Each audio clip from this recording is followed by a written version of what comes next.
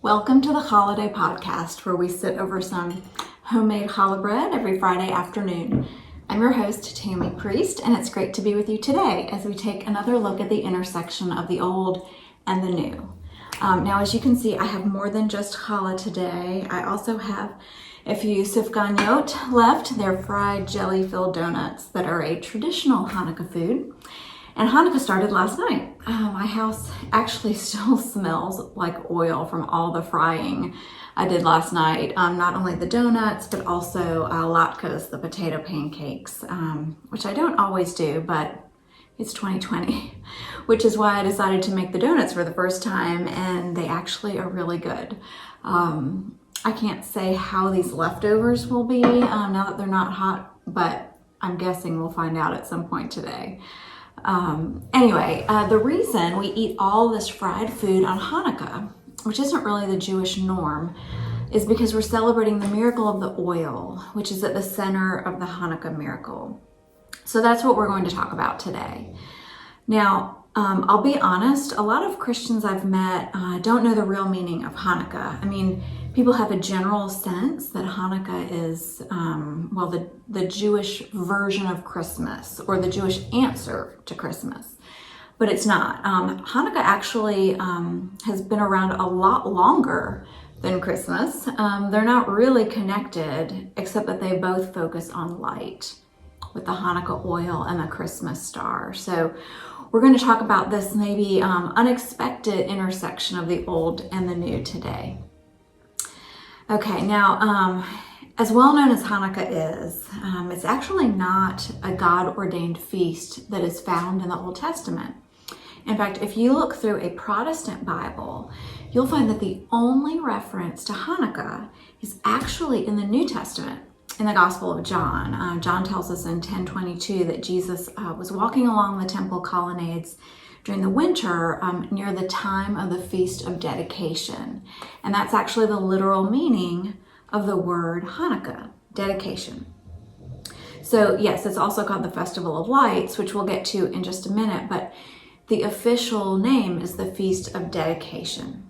So what dedication would be so special that there would be an annual festival honoring it? Well, the account of Hanukkah is found in the Apocrypha, the books between the Old and New Testament that you'll find in Catholic Bibles, as well as in Jewish writings. Of course, the Jewish Apocrypha doesn't have the books about Jesus, but we could go on a long tangent about the Apocrypha, but we're not going to do that today.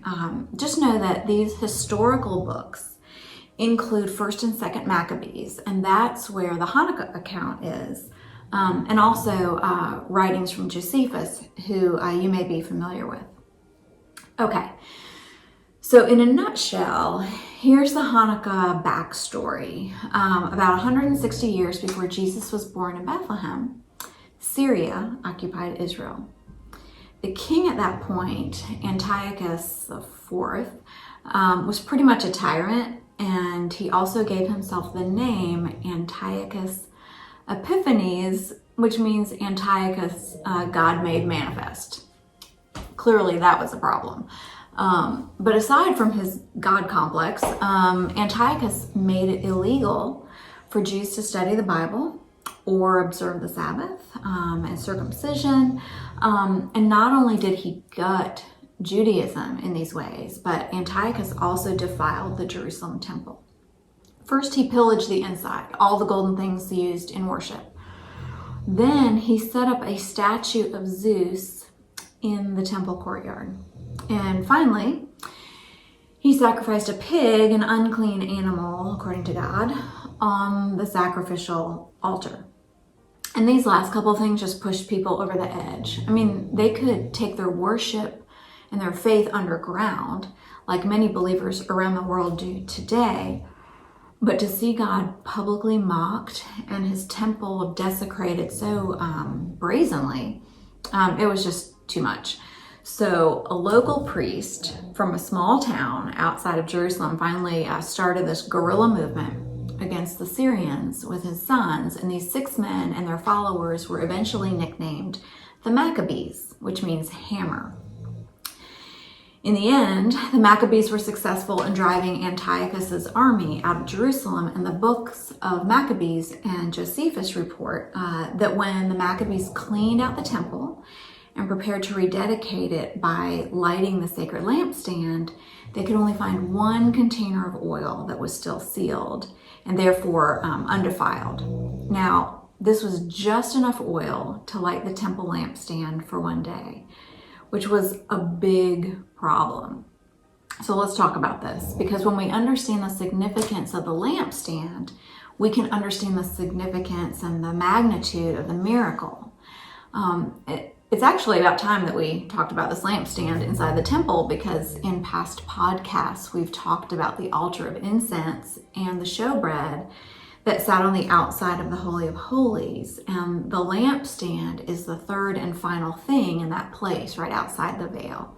So let me read to you a description of the lampstand from Exodus 25. And this is God talking to Moses. And then I'll read some of his command about it from Leviticus 24. So he said, "Make a lampstand of pure gold and hammer it out, base and shaft. Its flower-like cups, buds, and blossoms shall be of one piece with it. 6 branches are to extend from the sides of the lampstand, 3 on one side and 3 on the other.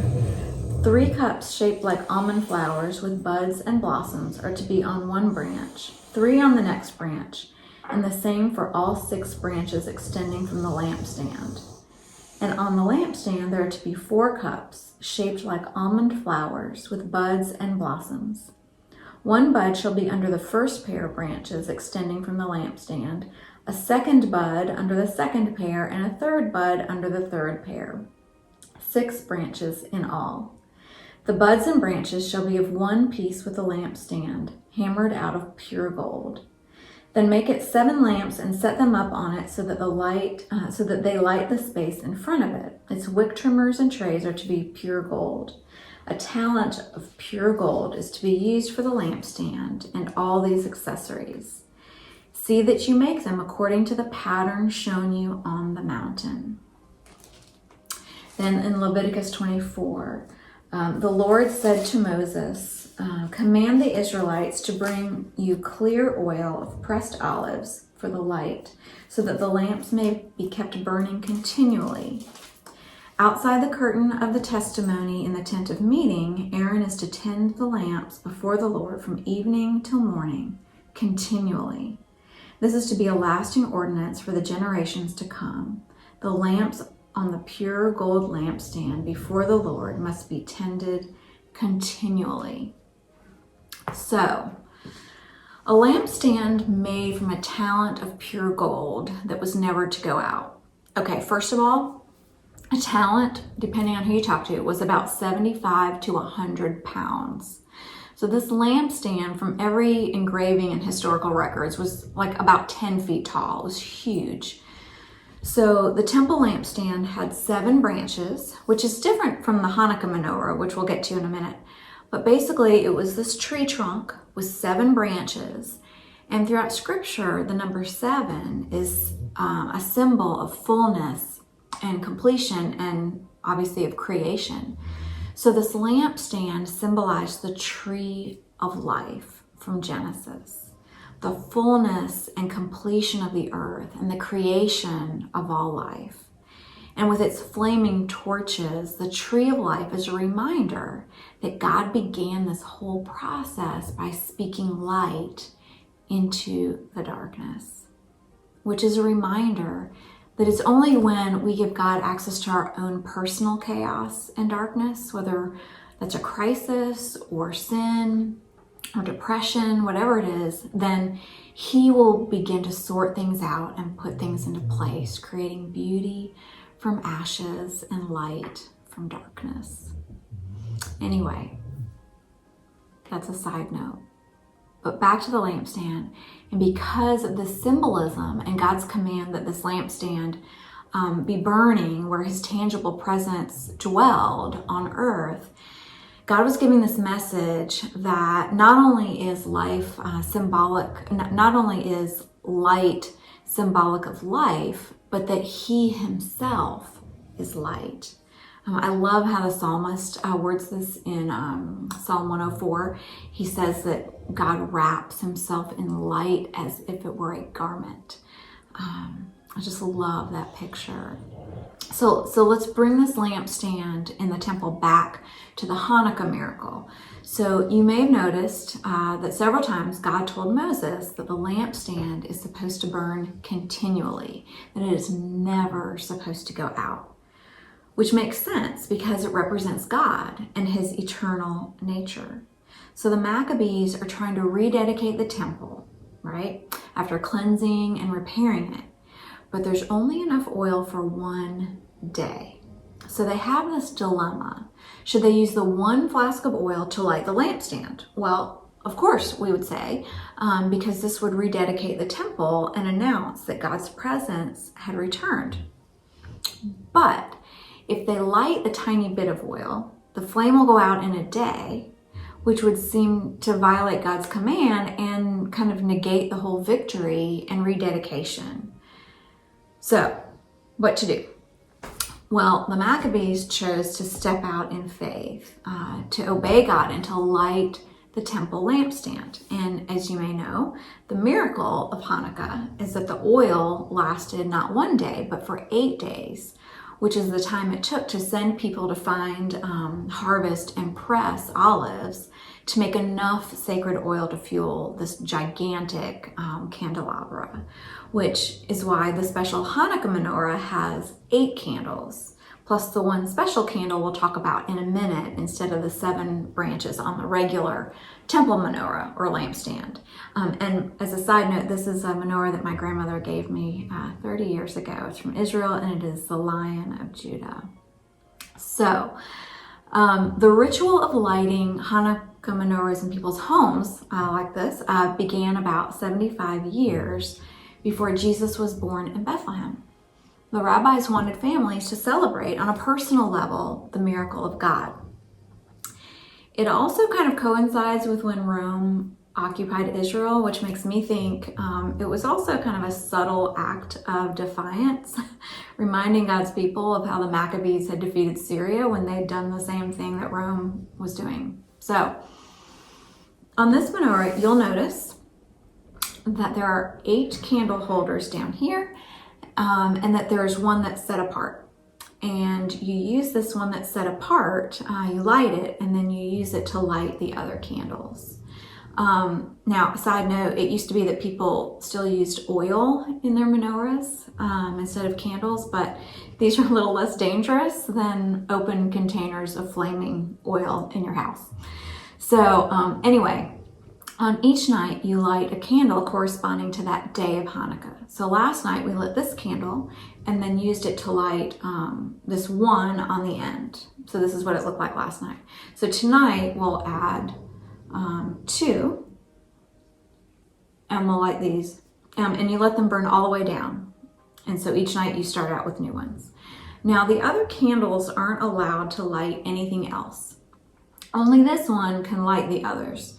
And that is where we find our intersection of the old and the new today. This lighter candle has a name. Its name is Shamas, and it means servant. This candle serves the others by lighting them. Jesus came to serve. He called himself a servant. And this servant also called himself the light of the world. And by calling himself the light of the world, Jesus was reminding everyone of that giant lampstand. And he was announcing to everyone that he is that magnificent blazing tree of life lampstand in the flesh. That he is the one that brings full, complete life. That he is the one who lights our way in the world. That he is the one that illuminates the dark corners of our lives and our hearts, and brings forth beauty from our chaos. That he was God. The true light that gives light to the world, everyone had come into the world, said John. Just like the servant candle, Jesus brings light to each of us. Light and life to all he brings, in the words of the Christmas carol. And as we each, as these candles receive that light, his light, we become bearers of his light to others. The miracle of Christmas really is powerfully wrapped up in the miracle of Hanukkah. So I hope as you see Hanukkah menorahs this week, that you'll visualize the shamus candle, the servant, who is Jesus, the light of the world. And you'll ponder anew how he brings his light to each of us, and how we each can be bearers of his light in the darkness around us, bringing warmth and light to places, especially in 2020, of isolation and darkness. I look forward to being with you again next week on the last day of Hanukkah, as we prepare to celebrate the arrival of God's light on earth in the flesh. In the meantime, I wish you a restful holiday filled with God's eternal light.